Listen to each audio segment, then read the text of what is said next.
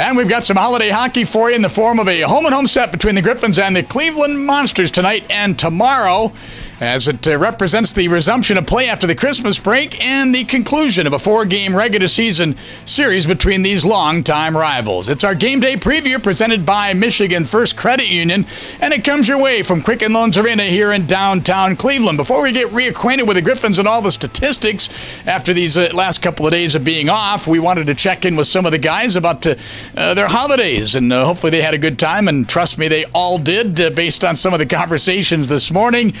One thing that you find out from guys is it's been a while since they last got a hockey-related item. Of course, you reach a certain level of hockey, everything's given to you, right? But they've earned it. But we had to check back a ways with some of the players as to the last and most memorable hockey gifts they got for Christmas. Oh yeah, I was about, I think 11 or 12 years old, and I got a Focus Flex. It was 2-piece. I got a blade, Focus Flex blade. My parents made me sweat it out to the last gift, so yeah, that was my favorite hockey gift memory.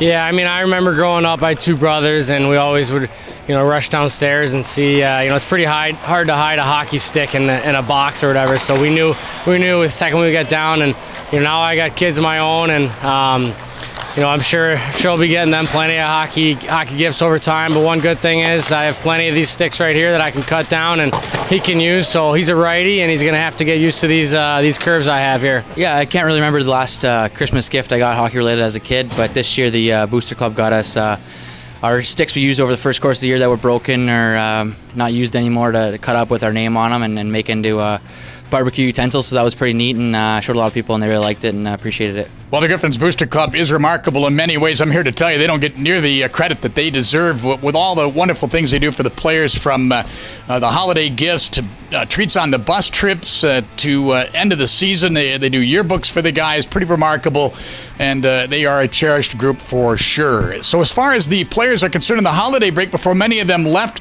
and to go their separate ways, of course, they were playing hockey up in Winnipeg and beating the Moose by scores of 4-1 and 3-1. Lots of highlights during that 2-game sweep up at the MTS Place, including rookie Tyler Spezia scoring his first American Hockey League goal. Yeah, it was a lot of fun, just still adjusting to the American League game, and was fortunate enough to get a play where I was able to use my speed and go wide and fire one on net, and thankfully it went in, and it was cool. I had a lot of people at home watching the game and got a lot of texts and stuff, so it was awesome.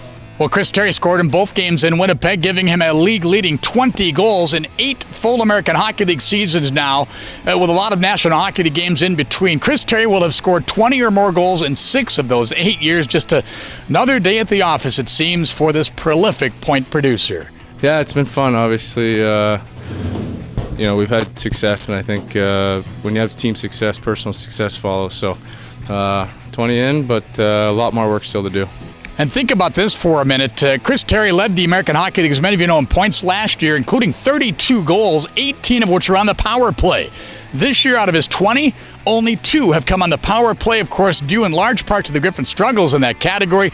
Imagine if they get that thing going during the second half of the campaign, lots and lots of damage could be done. How about this from the startling stat category? Griffins scored 3 times in the third period in a span of 2 minutes and 13 seconds on their way to that 4-1 win up in Winnipeg. They had scored 3 goals in their previous 171-plus minutes. All right, tonight we're in Cleveland as the Griffins take on the Monsters. Of course, Cleveland has already played a game the day after Christmas. They were in action. Of course, the Griffins are coming back, reassembling from all parts of North America, and many have not even been on the ice in a while. So, is this advantage Cleveland?